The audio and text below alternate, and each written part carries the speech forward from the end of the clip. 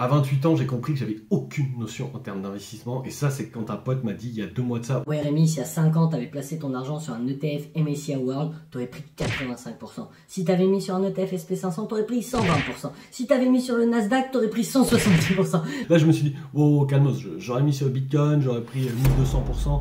On connaît. Mais toi, peut-être derrière ton écran, c'est des chiffres qui te choquent pas, c'est des termes que tu connais. Mais moi, je ne connaissais rien à ça. J'en parle à un autre pote et je lui dis, putain, je parle à un gars, le mec totalement barjot, il me sort des lettres dans tous les sens. PEA, MSCI World, il fait, ah ouais. Putain, tout pareil, moi j'ai un PEA depuis 3 ans, je mets 500 balles tous les mois sur MSCI World, ça marche pas mal.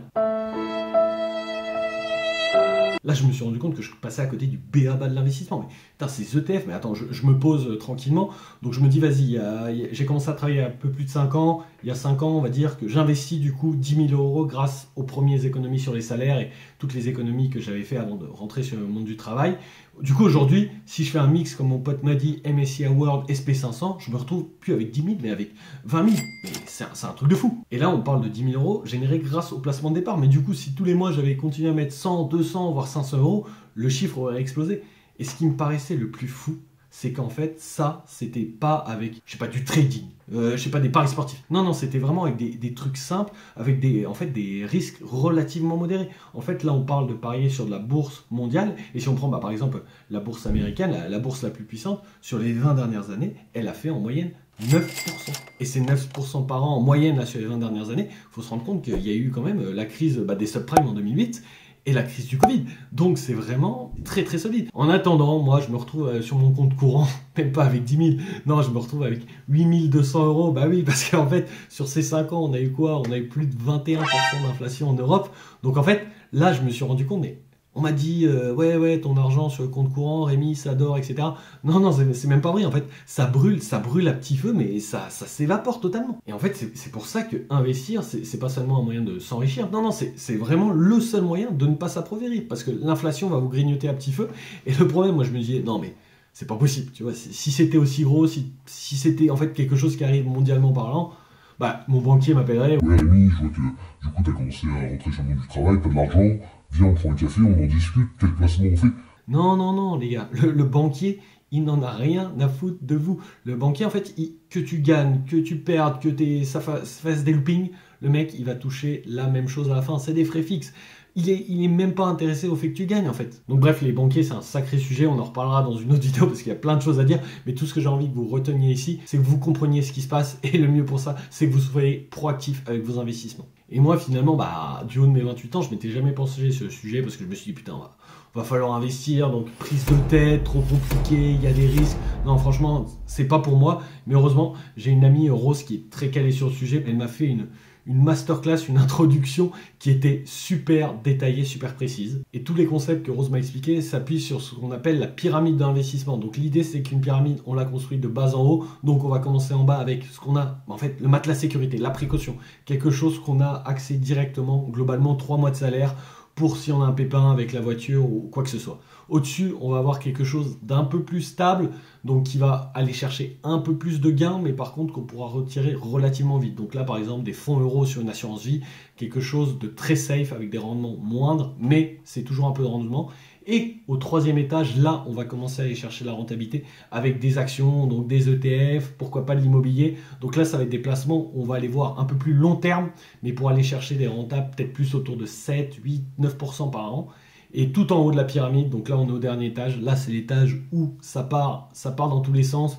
Crypto, vous investissez dans des forêts, vous achetez ce que vous voulez qui peut potentiellement déjà vous faire kiffer, même des montres, mais qui peut avoir une renta folle. Donc la pyramide, c'est pas dur. Plus on monte, plus on va avoir de capacité à aller chercher beaucoup de rentabilité, mais bien sûr, plus on monte, plus on augmente la volatilité. Donc, le plus intéressant avec cette pyramide, c'est qu'en fait, on parle pas de trading. Non, on parle de choses très simples. On va viser long terme, une progression à 7-8% par an, et en fait, on va investir peut-être quoi 5-10 minutes par mois en fait. Parce qu'on n'a pas besoin d'aller cliquer au bon moment, d'identifier les bonnes entreprises. Non, on va être paresseux mais efficace. Donc pour résumer, Rose m'a donné 2 astuces qu'il faut absolument appliquer quand on commence à investir. Donc déjà, prendre date, c'est-à-dire ouvrir un compte, parce qu'en fait, il y a des comptes qui vont débloquer leurs avantages fiscaux au bout de 5 ou 8 ans, donc le PEA, l'assurance vie, on en parlera plus en détail dans une autre vidéo, mais l'important c'est juste d'ouvrir le compte le plus tôt possible, parce que ça soit avec 100 € ou 100 000 €, l'avantage fiscal se débloquera après la même durée. Et une fois qu'on a ouvert ses comptes, il va falloir mettre de l'argent dessus. Donc pour savoir comment mettre de l'argent dessus,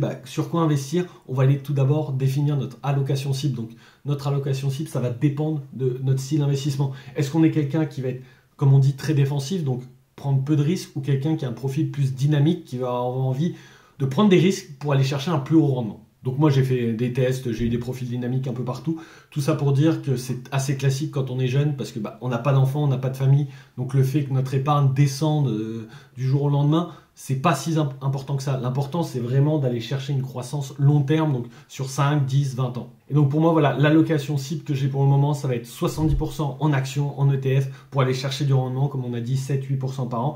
Et la deuxième chose, ça va être 30% de précaution. 30% de taux de précaution, ça peut paraître énorme, mais en fait, pour moi, ça ne l'est pas, parce que justement, ça fait plus de 5 ans que je travaille, plus de 5 ans que j'accumule du cash sur des comptes courants, des livrets. Je vous montre, mon portefeuille actuel, j'ai un peu honte, mais c'est le but de cette chaîne, plus de 66 000 sur des comptes courants, des livrets, des choses qui ne rapportent rien. Et ce qui est le plus fou, c'est qu'en 5 ans, j'ai jamais eu un appel de mon banquier pour me dire « Mais qu'est-ce que tu fous ?» Bref, j'ai la chance d'avoir un métier qui paye bien et surtout des amis qui sont là pour me conseiller, mais honnêtement, je trouve que c'est pas normal. Voilà, on sort de l'école, on se passe 20 ans à l'école, il n'y a pas un moment où on nous apprend à gérer un poil l'argent, alors que l'argent régit nos vies, et j'ai surtout pas envie que ça arrive à vous. Et c'est pour ça que sur cette chaîne, j'ai envie de vous partager ce que j'ai appris là pendant ces 2 mois où je me suis vraiment focus sur le domaine. Bien sûr, on apprendra des nouvelles choses au fil de l'aventure, mais aussi donc vous partager l'évolution de mon portefeuille, parce que pour moi, c'est ça l'important. Vous voyez ce que je vous dis, c'est pas du vent, c'est ce que j'applique. Vous l'appliquez ou pas, c'est comme vous voulez. Mais moi, ce qui m'intéresserait, c'est aussi voilà, des retours de votre part, ce que vous auriez fait à ma place, voilà, des astuces. On est là pour partager, parce que en fait, je me suis rendu compte qu'on peut pas faire confiance aux banquiers, on peut pas faire confiance à l'État pour nous apprendre ça. On est obligé d'apprendre ça soi-même. Mais en fait, une fois qu'on maîtrise les bases, mais en 5-10 minutes par mois, ça suffit. J'espère que vous avez aimé la vidéo. Gros pouce pour mon banquier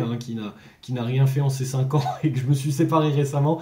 Abonnez-vous si vous voulez suivre la suite de l'aventure. Je vous montrer mon portefeuille. On va taffer sur le PEA sur la prochaine vidéo. Ça va être assez intéressant. Sur ce, prenez soin de vous, prenez soin de vos finances et à la prochaine. Ciao.